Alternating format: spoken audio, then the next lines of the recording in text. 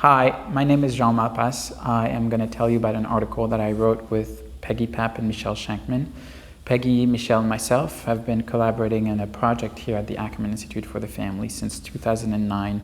And our project focuses on breaking through impasses and understanding impasses in couples therapy and in couples relationship. Over the past few years, we've tried different approaches and techniques, and we've actually rediscovered the power of one technique in particular, which is sculpting, which is an experiential technique that Peggy had been developing for many years. One of the advantages is that it uses the language of metaphors and images, which is, in a way, translates well across languages, across cultures, across contexts.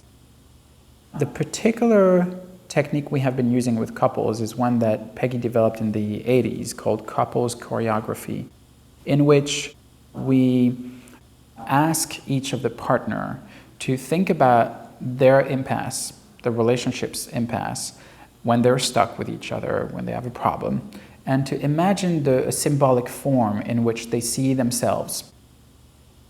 And imagine how those forms, how those images interact with one another. And one of the major advantages of that technique is that it interrupts the couple's ongoing verbal dynamic of defensiveness, of hurt and attack or shut down. Then once we've done that, we ask each partner to enact the fantasy with each other. And then the therapist unpacks the material, connects it, and help the couple connect it to their presenting problem, to their history, to their contexts, to their cultures, and make meaning of their stuckness and their pain. One of the concepts we've been using also is the concept of vulnerability cycle that Michele has developed elsewhere. And it considers that couples get stuck when they start relating to one another, partners relate to one another on the basis of defenses, of survival strategies.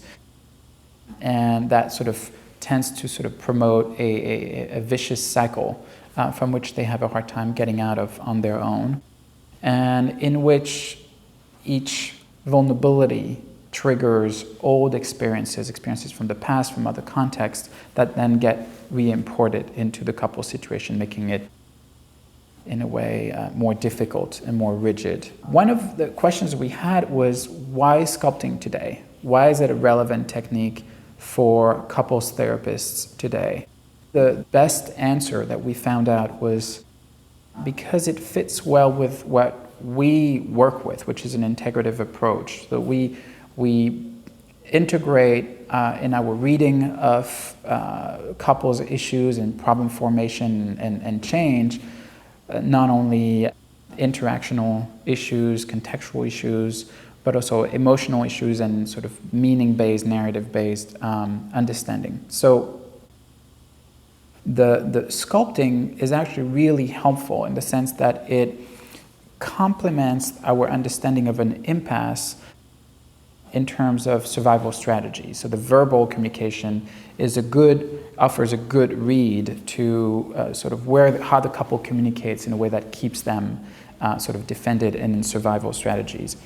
The sculpting kind of gets underneath that and beyond that and helps us access vulnerabilities, yearnings that by the time a couple gets really stuck, it's very hard to access, to voice, and to explore. I think we have actually expanded our understanding of the vulnerability cycle, at least in a couple of ways.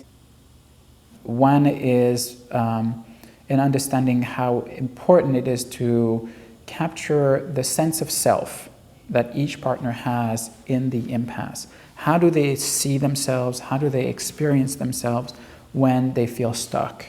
And what is that connection of the sense of self with the perception of their partner, with the perception of the impasse, and their inability to change their behavior? That's one thing. And the other thing is we've understood that over time the couple's dynamic creates what we call the mold, which is sort of literally and figuratively a mold that constrains the couple's range of behavior, of emotions, of experiences, of perceptions, which really impoverishes their world and their experience of their relationship. This article outlines the protocol as well as some guidelines for when to use it and when not to use it, and also helps the therapist unpacks the material in follow-up sessions.